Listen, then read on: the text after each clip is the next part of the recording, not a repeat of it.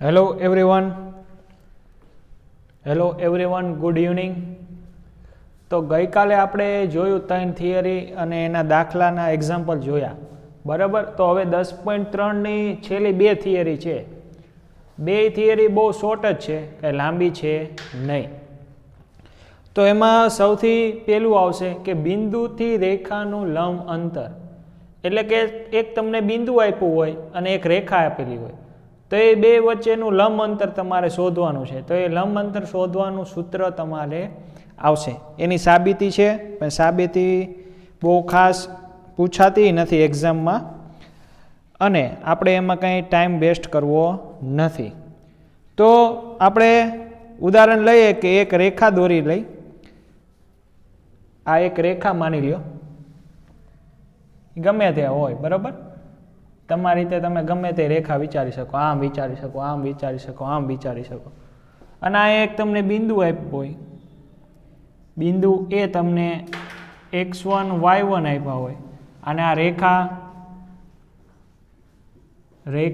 L કીધું હોય. તો આ રેખા L અને આ બિંદુ સુધીનું લંબ અંતર.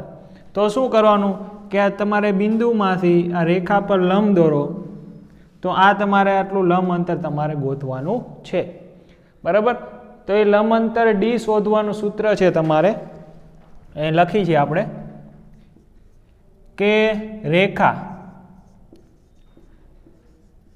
એનું સામાન્ય સૂત્ર ax + by + c = 0 નું બિંદુ પણ લઈ લે આપણે x1 y1, રેખાનું બિંદુથી લંબ અંતર D બરાબર માનાંકમાં, ખાસ ધ્યાન રાખજો, આ બિંદુ છે, આ રેખા છે, બિંદુથી રેખાનું લંબ અંતર માનાંકમાં એ x1 + by1 + c માનાંકમાં, માનાંક પૂરો, છેદમાં √a² + b². તો જેમને આ જે મળ્યું, આ બિંદુ A થી આ રેખા L સુધીનું અંતર, એટલે કે આ તમારું સૂત્ર થઈ ગયું કે D બરાબર માનાંકમાં બિંદુ સાથેની રેખા, એમ બોલવાનું. શું બોલવાનું? બિંદુ સાથેની રેખા. બિંદુ સાથે એટલે કે રેખાની અંદર આ તમને જે બિંદુ આપ્યું હોય એ મૂકી દેવાનું, અને એનું શું કરી નાખવાનું? માન લેવાનું. અને છેદમાં આ a², એટલે કે રેખા x ના સહગુણકનો વર્ગ અને b² એટલે y ના સહગુણકનો વર્ગ. આનો તમને જે સરવાળા બાદ બાકી મળે એ તમને શું થશે કે બિંદુથી, એટલે કે આ બિંદુથી આ રેખાનું લંબ અંતર. અને છેલ્લો ટોપિક કે બે સમાંતર રેખા વચ્ચેનું લંબ અંતર, બરાબર. આની સાબિતી છે પણ બહુ મોટી છે અને ક્યાંય પૂછાતી નથી, અને સમજવા માટે થોડીક અઘરી પડે છે, એટલે આપણે કરાવતા નથી. બીજો ટોપિક શું છે? બીજો ટોપિક તમારે છે બે સમાંતર રેખાઓ વચ્ચેનું લંબ અંતર. બે સમાંતર રેખાઓ વચ્ચેનું લંબ અંતર. તો બે સમાંતર રેખાઓ કેવી હોય તો તમને ખબર જ છે. બે સમાંતર રેખાઓ હોય એમના કેવા હોય? ઢાળ સરખા હોય. તો આમાં કોઈ બી અંતર, આ અંતર, કારણ કે બે રેખા સમાંતર છે એટલે તો આટલું અંતરે હરખું થવાનું, આટલું અંતરે હરખું થવાનું, કે અહીંથી આટલું અંતર કરો એ પણ સરખું થવાનું. પણ કેવું છે? લંબ અંતર, એટલે કે આ લંબ, બરાબર. તો આવી બે સમાંતર રેખા વચ્ચેનું લંબ અંતર તમારે શોધવું હોય તો એના માટે તો તમને શું આપેલું હોવું જોઈએ? બે રેખા. આ L1 રેખા છે, આ L2 રેખા છે. તો આ બે રેખાના તમને સમીકરણ ખબર હોવી જોઈએ. તો બે સમાંતર રેખાના સમીકરણ કઈ રીતે બને તો જોઈએ આપણે કે બે સમાંતર રેખા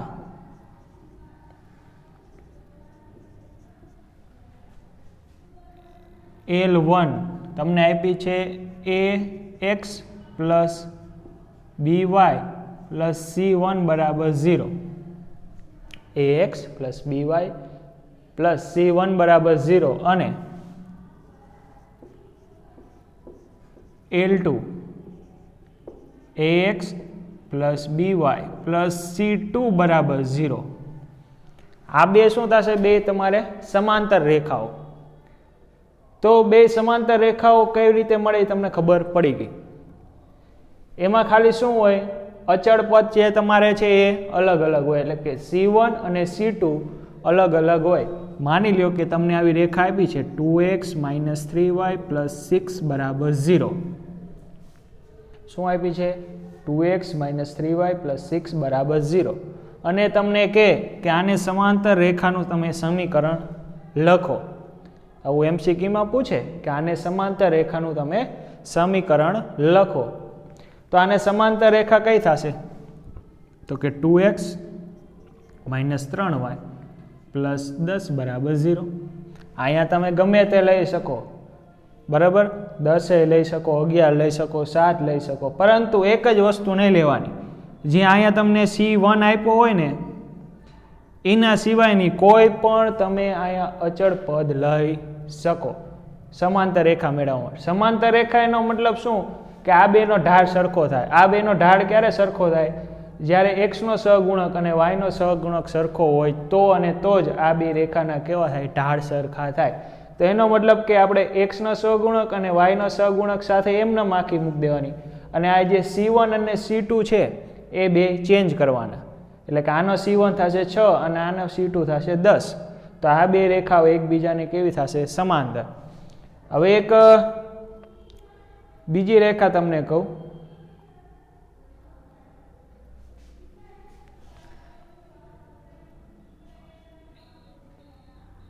એક બીજી રેખા વિચાર લઈએ આપણે કે 4x - 6y + 20 બરાબર 0. તો કહેશો કે આ રેખા ને આ રેખા સમાંતર છે, અથવા તો આ રેખા ને આ રેખા સમાંતર છે. આ ત્રણેય રેખા ટૂંકમાં આ રેખા છે એ આને તો સમાંતર જ છે. તો આ રેખા ને સમાંતર છે કે નહીં ચેક કરો તો તમે કહેશો ના, પણ હું કહીશ આ. કઈ રીતે?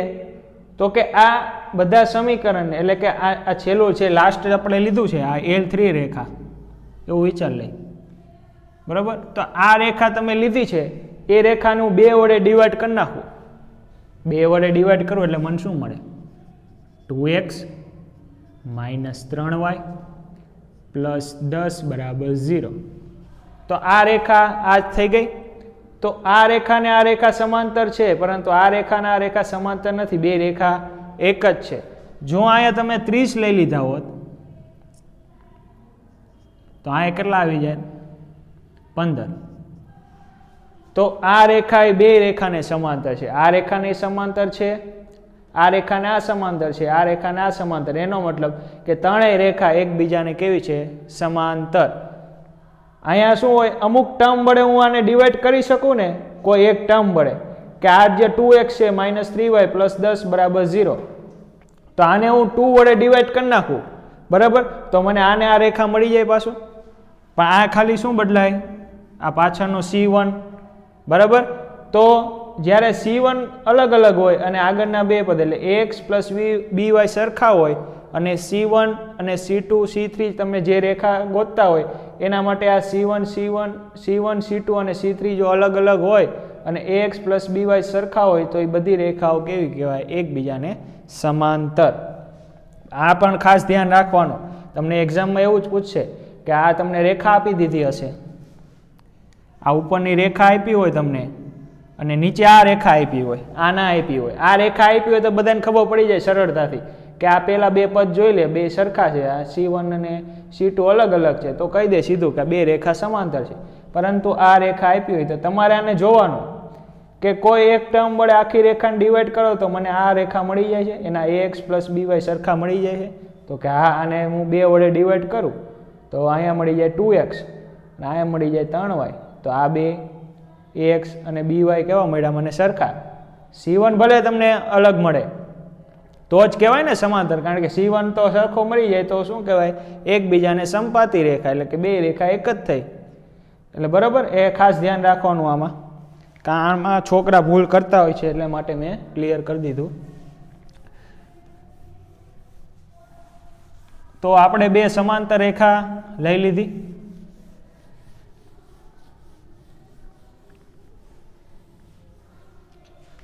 તો બે સમાંતર રેખા આપણે લઈ લીધી. કઈ લીધી? તો કે ax + by + c1 બરાબર 0, ax + by + c2 બરાબર 0. હવે આ બે વચ્ચેનું લઘુત્તમ અંતર એટલે કે રેખા L1 અને L2, લઘુત્તમ અંતરને કેવું અંતર છે? વચ્ચેનું લંબ અંતર. રેખા L1 અને L2 વચ્ચેનું લંબ અંતર d બરાબર માનાંક C1 - C2 માન પૂરો છેદમાં √ a² + b². તો આ થઈ ગયું તમારે બે રેખા જ્યારે સમાંતર હોય એમના વચ્ચેનું અંતર તમને ગોતવાનું કે તો તમારું સૂત્ર શું આવશે? માનાંકમાં C1 - C2 ના છેદમાં √ a² + b². C1 શું છે? અહીંયા તમને જે આપ્યું હોય એ C1 અને -C2 એટલે આ તમે C2 - C1 પણ કરી શકો, એટલા માટે જ આપણે શું લીધું છે? માનાંક. બરાબર, આને બાદ બાકી તમને સપોઝ કે માઇનસ મળે તો માનાંકની બહાર આવે તો કેવી થઈ જાય? પ્લસ થઈ જાય, કારણ કે અંતર હંમેશા તો કેવું હોવાનું? પ્લસ જ હોવાનું. આ તો હંમેશા ઓલવેઝ પ્લસ જ થશે. અહીંયા તમને માઇનસ હશે તો એનો વર્ક કરો એટલે કેવો મળી જશે? ધન. બરાબર, એટલે આ ઉપર જ પ્લસ ઓર માઇનસની માથાકૂટ રહે, એટલે અંતર હંમેશા કેવું હોય? ધન. એના માટે આપણે શું લીધા છે? અહીંયા માનાંક. અહીંયા પણ એટલા માટે જ આપણે માનાંક લીધા છે. ઓકે, તો આ બે સૂત્ર તમારે યાદ રાખવાના છે. પછી આપણે હવે આને લગતા એક્ઝામ્પલ જોશું. આ બે થિયરી જોઈ અને એક્ઝામ્પલ આપણે બાકી રાખ્યા છે, એટલે ઉદાહરણ જોઈએ આપણે. ઉદાહરણ નંબર આવશે 18. બરાબર, બે સૂત્ર યાદ રહી ગયા હશે. બિંદુ અને કોઈ રેખા વચ્ચેનું લંબ અંતર તમારે ગોતવું હોય તો શું યાદ રાખવાનું? માનાંકમાં બિંદુ સાથેની રેખા, માનાંકમાં બિંદુ સાથેની રેખા છેદમાં બે, છેદ તો બેના સરખા છે, √ a² + b². આમાં શું યાદ રાખવાનું? તમને બે સમાંતર રેખા આપી હોય તો C1 - C2 અથવા તો C2 - C1 કરો તોય પણ ચાલે, પણ શું તમારે ફરજિયાત લેવાનું? માનાંક ફરજિયાત લેવું પડશે. અને છેદમાં તો √ a² + b². બહુ સિમ્પલ વસ્તુ છે. બરાબર, તો હવે આપણે ઉદાહરણ ગણીએ.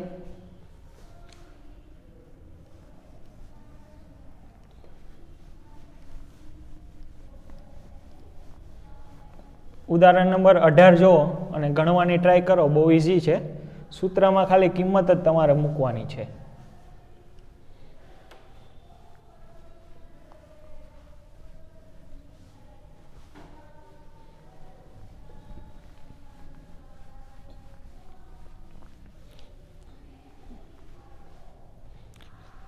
ઉદાહરણ number 18.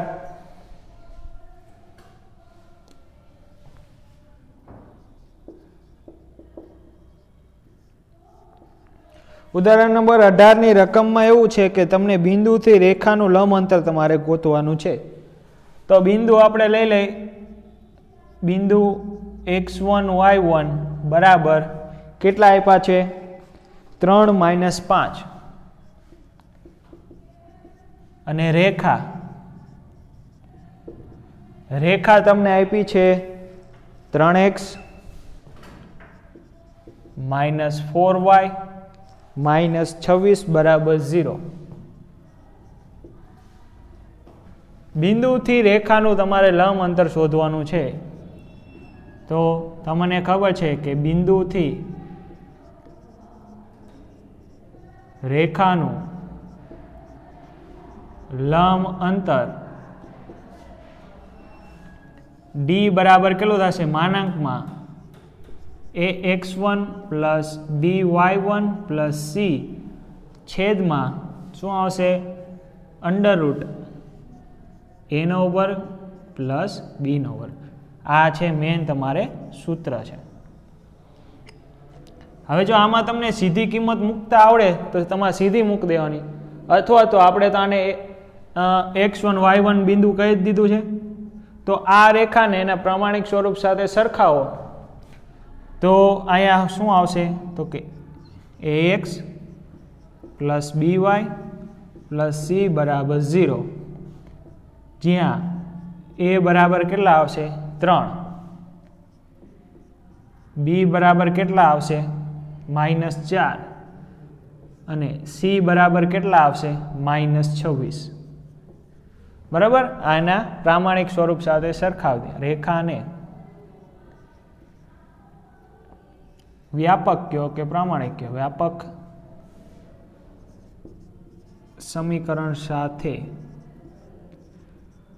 સરખાવતા ax plus by plus c બરાબર 0, જ્યાં a બરાબર તમને 3 મળે છે, b બરાબર -4 મળે છે અને c બરાબર -26 મળે છે. તો આ બધી કિંમત આમાં મૂકી દો. x1 અને y1 તો તમને ખબર પડી ગઈ કેટલા છે 3 - 5. બધી કિંમત આમાં મૂકો તો અહીંયા આવશે બરાબર માનાંકમાં a કેટલા છે 3, x1 છે 3 પ્લસ b કેટલા છે -4 કાઉન્સમાં y1 -5 પ્લસ c કેટલા છે -26 માનાંક પૂરો છેદમાં અંડર રૂટ a વર્ગ કેટલા છે a 3 નો વર્ગ પ્લસ b વર્ગ કેટલા છે -4 નો વર્ગ.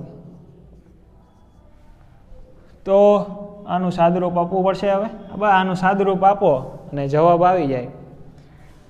એટલે d બરાબર માનાંકમાં 3 તરી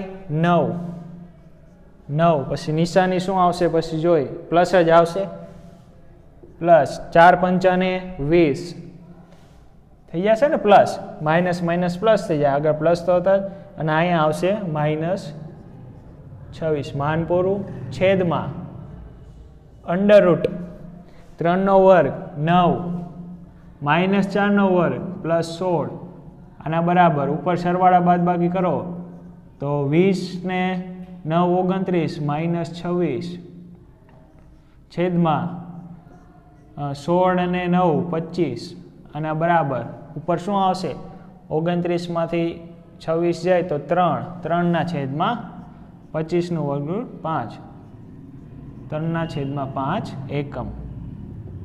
d બરાબર એટલે કે બિંદુથી તમારે રેખા વચ્ચેનું અંતર કેટલું મળે છે 3 ના છેદમાં 5. પછી આના પછીનો દાખલો જોઈ લઈ. એકમ લખો કે ના લખો તોય ચાલે, ઓકે, કારણ કે અંતર છે એટલે આપણે એકમ એવું લખી દઈ. તો એક્ઝામ્પલ નંબર 19 તમને બે સમાંતર રેખા આપી છે. તો રેખા L1 તમને આપી છે, તો બે સમાંતર રેખા વચ્ચેનું અંતર મેળવવાનું છે. 3x - 4y + 7 બરાબર 0. 3x - 4y + 7 બરાબર 0. અને L2 રેખા તો અહીંયા સુધી તો ખબર જ પડી જશે મને, કારણ કે બે સમાંતર હોય તો ax + by સરખા જ હોય, તો મેં મૂકી દીધા. ખાલી C1 અને C2 જોવાના રહે.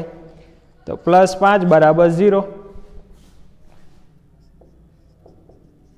આ બે વચ્ચેનું તમારે અંતર d શોધવાનું છે, ઓકે. તો આ રેખાને એના પ્રમાણિક સ્વરૂપ સાથે સરખાવો આની જેમ, બરાબર. આપણે કાંઈ એની કંઈ જરૂર છે નહીં, પણ તોય સરખાવો. અહીં લખું કે અહીં રેખા L1 અને L2 સમાંતર છે. તો બે રેખા સમાંતર હોય એ વચ્ચેનું અંતર શોધવું હોય તો રેખા L1 અને L2 વચ્ચેનું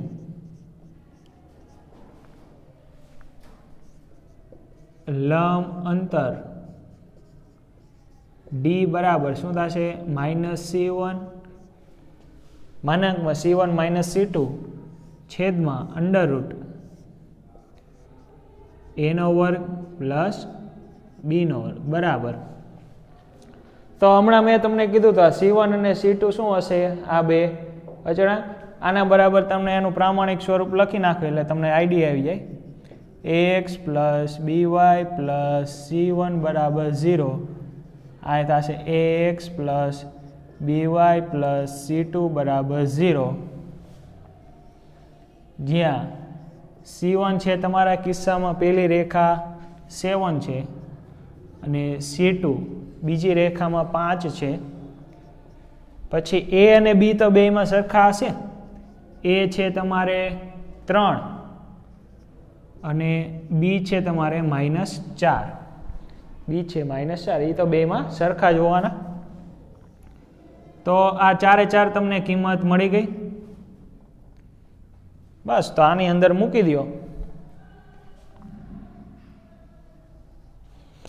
તો આની અંદર તમે કિંમત મૂકશો એટલે માનમાં c1 છે 7 -5 માન પૂરો છેદમાં અંડરરૂટ a નો વર્ગ એટલે 3 નો વર્ગ 9 સીધું કરી નાખું પ્લસ b નો વર્ગ એટલે કે 4 એટલે -4 નો વર્ગ પ્લસ 16. તો અહીંયા શું આવશે તો કે 7 માંથી 5 જાય તો 2 અને છેદમાં 5 2/5 એકમ ડી બરાબર. તો આ તમને જે ડી બરાબર 2/5 મેળવ્યું એ બે રેખા વચ્ચેનું અંતર. તો આ વાત હતી આપણે દાખલા નંબર 19. એટલે ઉદાહરણ 19 અને ઉદાહરણ નંબર 18 બે આપણે જે સૂત્ર ભણ્યા એ સૂત્રને આધીન હતી. ઓકે, તો હવે સ્વાધ્યાયની શરૂઆત કરીએ. સ્વાધ્યાય 10.3 એમાં આપણે હવે જેટલી બધી થિયરી ભણ્યા એ બધી થિયરીનો ઉપયોગ કરવાનો આવશે.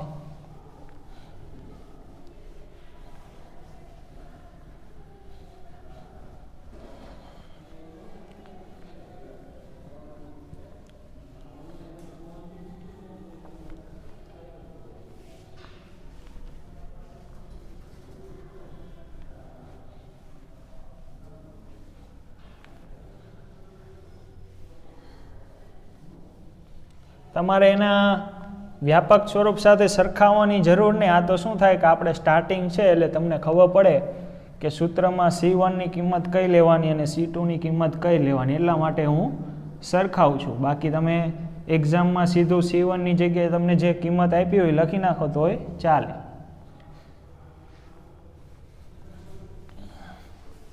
સ્વાધ્યાય 10.3 દાખલા નંબર 1.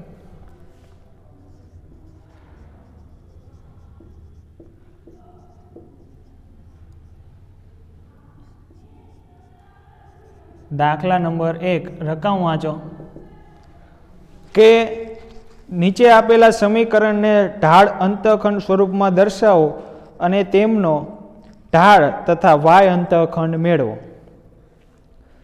તો આપણે શોર્ટમાં રકમ લખ નાખી.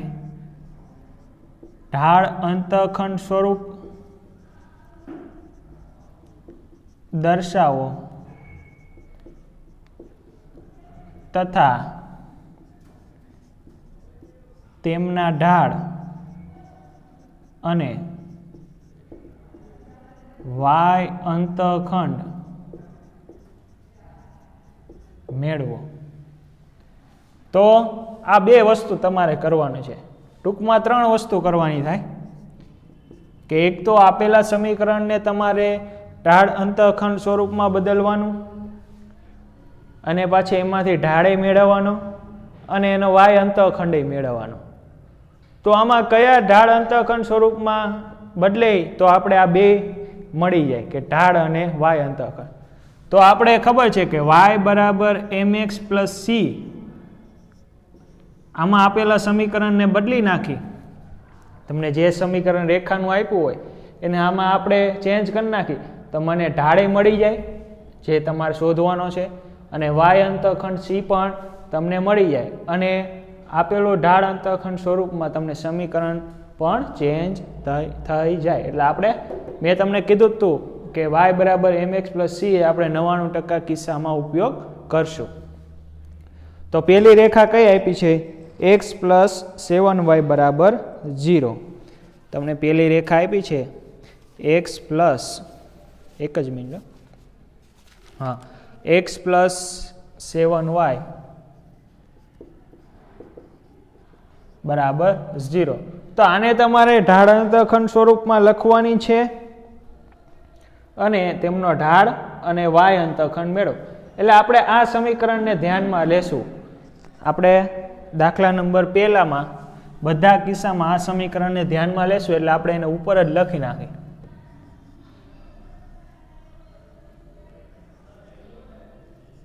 y બરાબર mx પ્લસ c.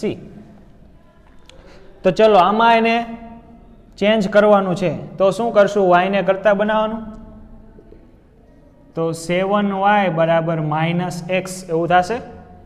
આ એક્સ આ બાજુ લઈ જાઓ, y વાળું પદ મારે ધન જોઈ છે તો એક્સ આ બાજુ આવી જાય તો માઇનસ એક્સ થઈ ગયું.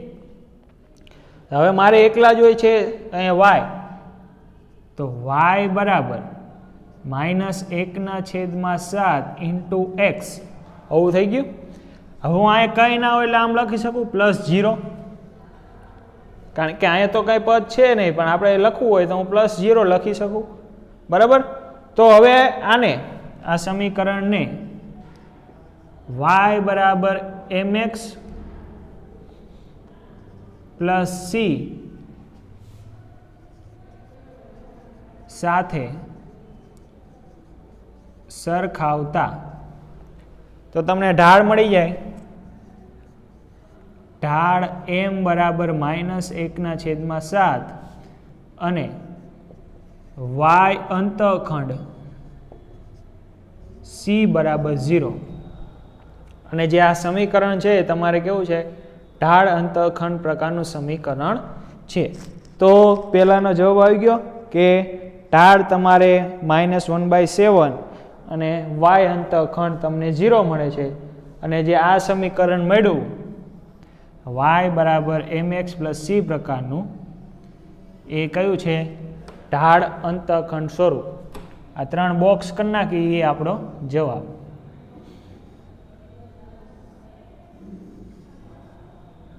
બરાબર. તો આમાં તો શું થયું? સાદુરૂપ આપવા જેવી જ વાત થઈ ને, કે તમને એક રેખાનું સમીકરણ આપ્યું હોય એનું સાદુરૂપ આપી રાખો. બરાબર. આના જેમ સાદુરૂપ આપી રાખો, આને સરખાવો. હવે 6x પ્લસ 3y, થોડીક હવે ઝડપ રાખું છું. 6x પ્લસ 3y -5 બરાબર 0. તો y વાળા પદને કરતા બનાવો તો 3y બરાબર -6x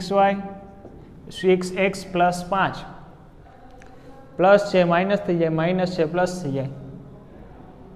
તો ખાલી y જોઈ છે, y ને રાખો, 3 ને છેદમાં લઈ જાઓ, -6x પ્લસ 5/3.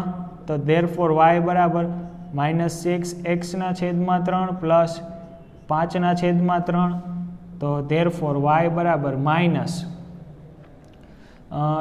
-2x પ્લસ 5/3 ને y બરાબર mx પ્લસ c સાથે સરખાવતા ઢાળ m તમને કેટલો મળે? y બરાબર mx પ્લસ c સાથે સરખાવતો ઢાળ m -2 અને y અંતઃખંડ c બરાબર કેટલા મળે છે? 5/3. તો આ તમારું થઈ ગયું ઢાળ અંતઃખંડ સ્વરૂપ.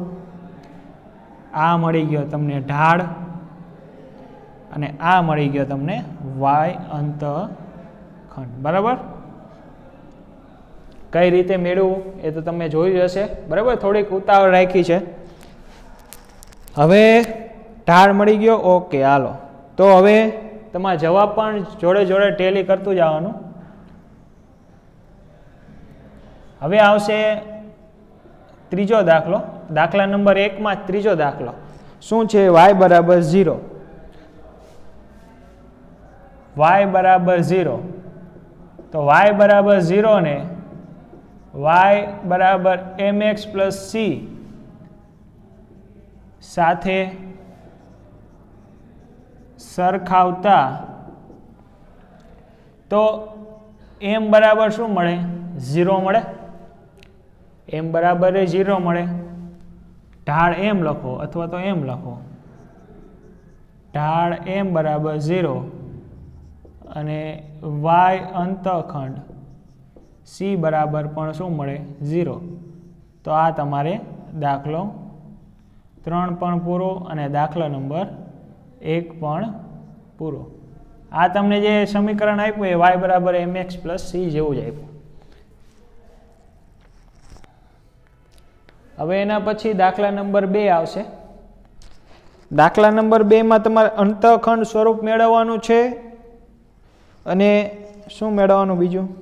અને અક્ષો પર કાપતા અંતઃખંડ શોધવાના છે. 2 વસ્તુ તમારે મેળવવાની.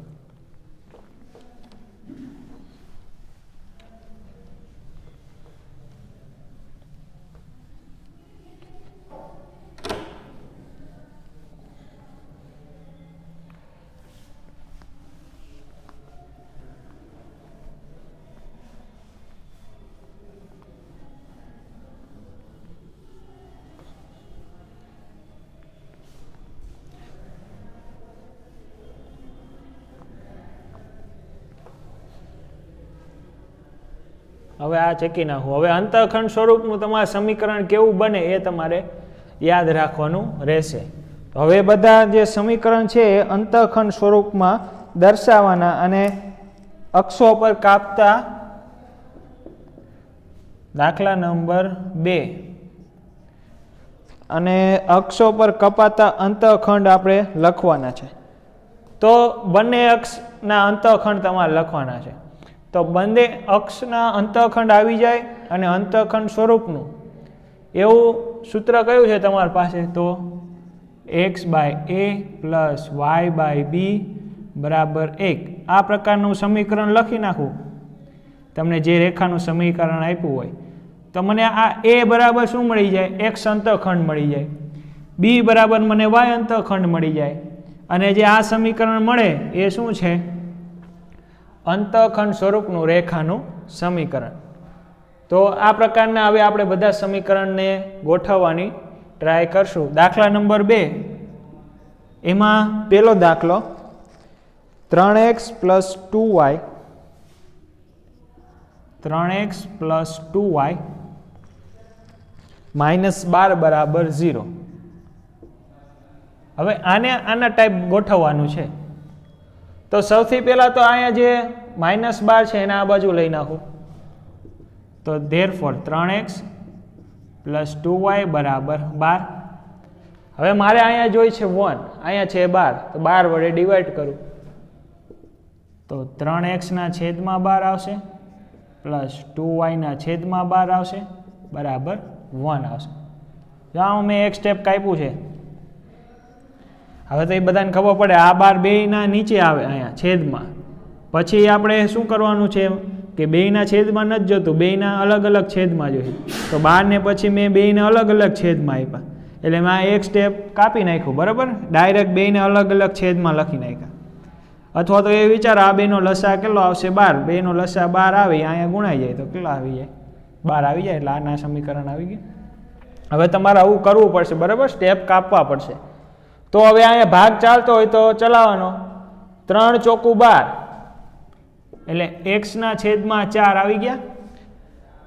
3 ગુણ્યા 4 એટલે 12 એટલે અહીંયા આવી ગયું. 2 ગુણ્યા 6 એટલે 12 તો પ્લસ y ના છેદમાં 6 બરાબર 1. તો આ તમને જે સમીકરણ મળ્યું ને x ના છેદમાં a પ્લસ y ના છેદમાં b બરાબર 1 સાથે સરખાવતા a બરાબર તમને 4 જે x અંતઃખંડ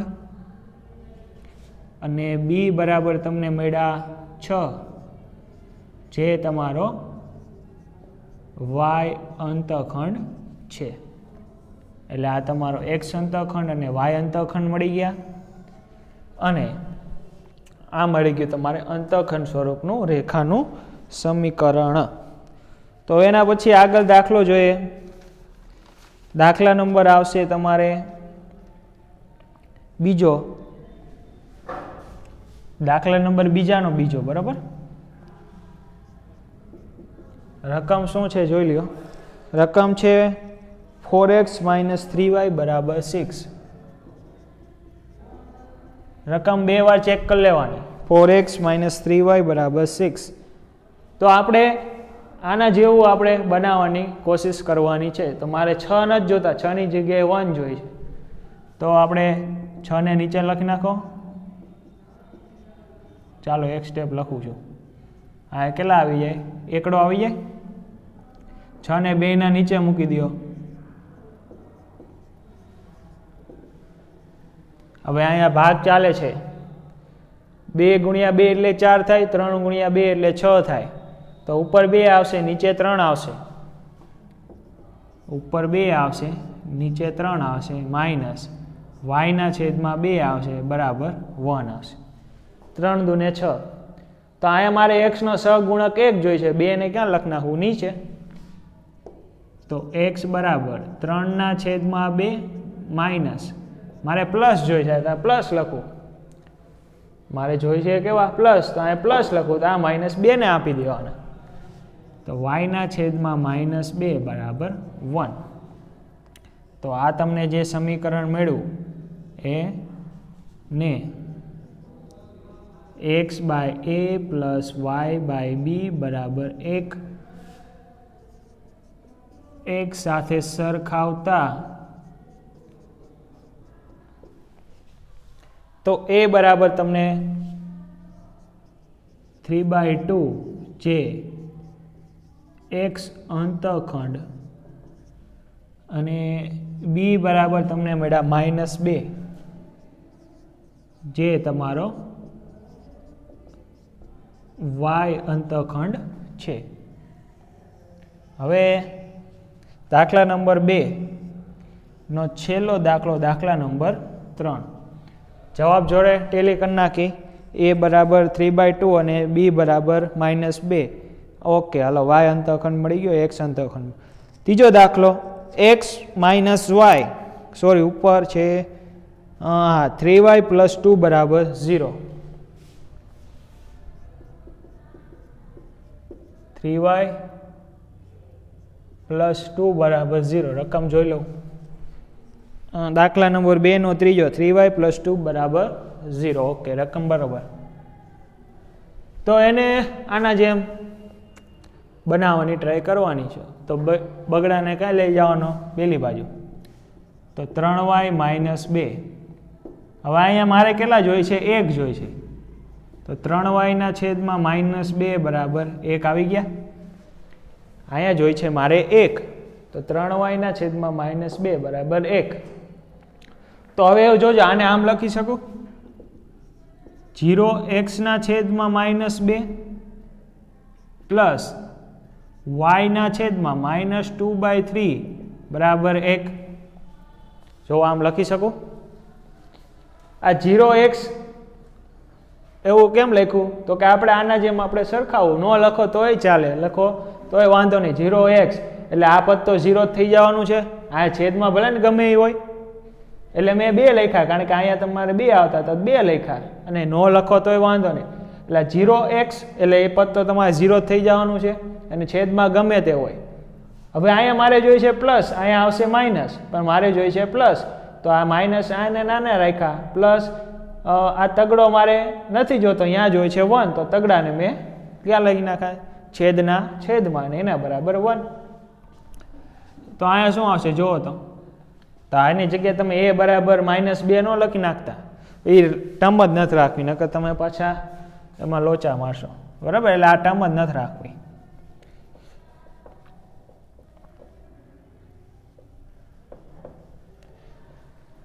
ઓકે, તો ખાલી શું મળ્યું? વાયના છેદમાં -2/3 + 1 મળ્યું. અને અહીંયા લખી નાખીએ અથવા તો અહીંયા ભલે ને રહ્યું. આને કોની સાથે સરખાવવાનું? ને x/a + y/b બરાબર 1 સાથે સરખાવતા. તો a બરાબર તો મને કાંઈ મળતું નથી, એનો મતલબ એમ કે x અંતખંડ મળે નહીં. એટલે અહીંયા લખ નાખવાનું x અંતખંડ મળે નહીં. y અંતખંડ મળ્યો.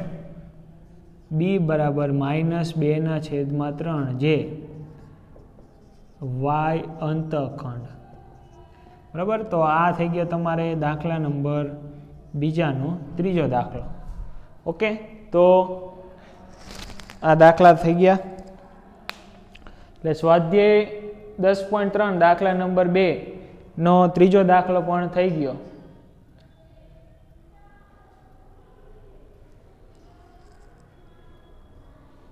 તો હવે આપણે આગળ આજે નહીં ચલાવી, અહીંયા સુધી રાખી છે.